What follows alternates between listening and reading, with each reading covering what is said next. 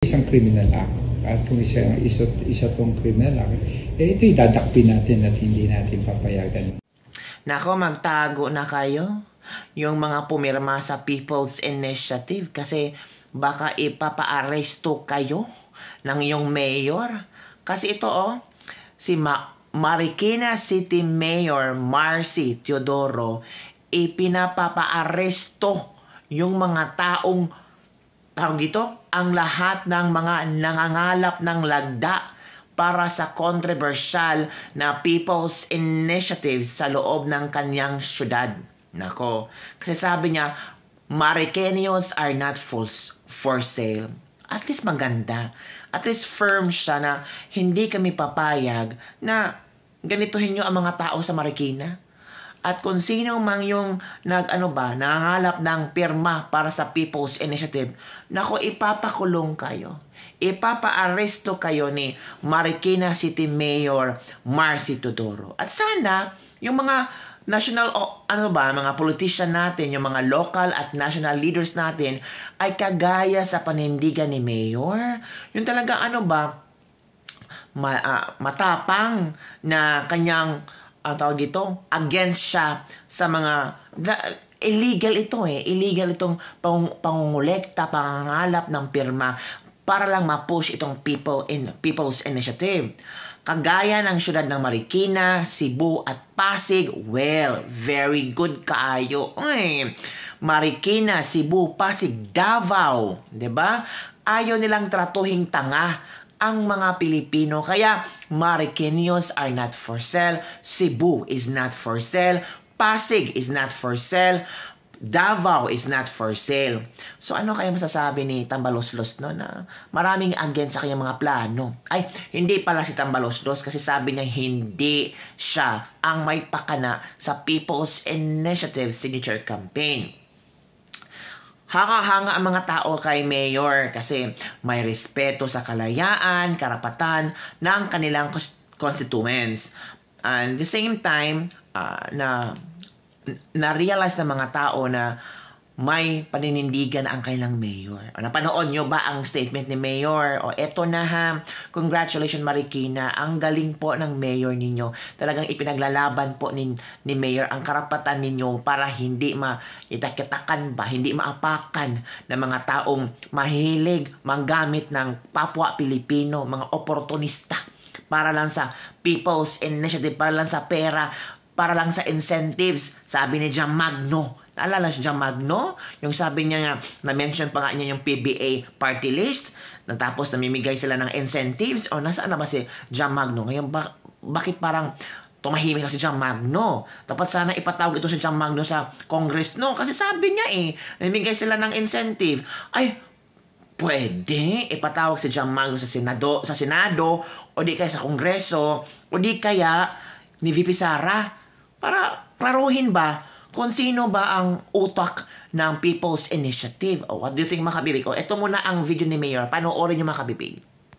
Dahil ito illegal yung ginagawang pagpupirma dahil may kapalit na kabayaran, at kung ito ay ginagawa ng pagpupirma na may kapalit na kabayaran, ito ay isang criminal act. At kung isa tong criminal act, ito'y dadakpin natin at hindi natin papayagan mangyari.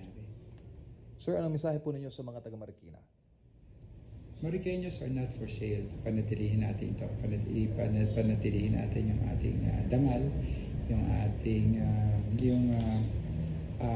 tamang pangangalaga sa konstitusyon. Huwag kalimutan ito. Paglaban natin ito. Igalang natin ang pakiusap ko naman sa mga magpapapirma, lalo na kung ang magpapapirma ay hindi mga taga-Marikina. Ito yung mga naririnig kong reports at nakakarating na reports sa atin. Ang mga nagpapapirma ay hindi mga taga-Marikina, galing sa ibang lugar. Huwag niyong subukan na gawin ito sa Marikina. Huwag niyong maliitin ang kakayahan ng mga taga-Marikina at ang talino ng mga taga-Marikina sa tamang pagpapasya para sa ating bayan. Hindi nyo mabibili kahit kailan ang mga taga-Marikina. Yun, mga kabibig, maraming hanga sa mayor ng Makati, ng Cebu, na talagang they really stand for what is the right thing to do. Sabi nila, ang Quezon City ba, Mandaluyong, San Juan, sino pa ba ang susunod? Shutdown na daw ang itong dapat umalis na daw si Pangulong Bongbong Marcos sa pwesto. Hashtag PBBM resign. Ay, grabe naman.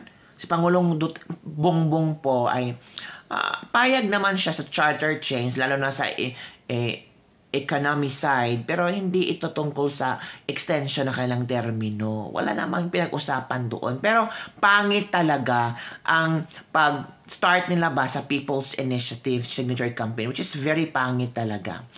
On the other hand, mga kabibig, may paano si Sas Rogando Sasot, may mapablind item. Sino kaya itong sinasabi ni Sas? Sabi ni Sasa, sino itong senadora na ang kapatid ay kabet ng isang oligarch? Oy! Not that it's my business kung anong gusto nilang gawin sa kipay nila, but grabe itong senadora na makalait sa pagiging humanizer ni Digong. In other words, sino siya who is so about the humanizing ways of Digong but has a sister whose kipay is riding a married disco stick? Rich disco stick, darling. Opulent. Kaya siguro malamya si Senadora sa admin dahil ang kanyang sister Raka ay nagpapakimbash sa kabarkada. Hala?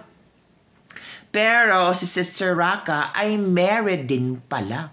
Baka swingers on this, on the ways of high society. Hala, sino ba itong, ano itong blind item ni Sas Rogando Sasot? Naku, daho ba ito?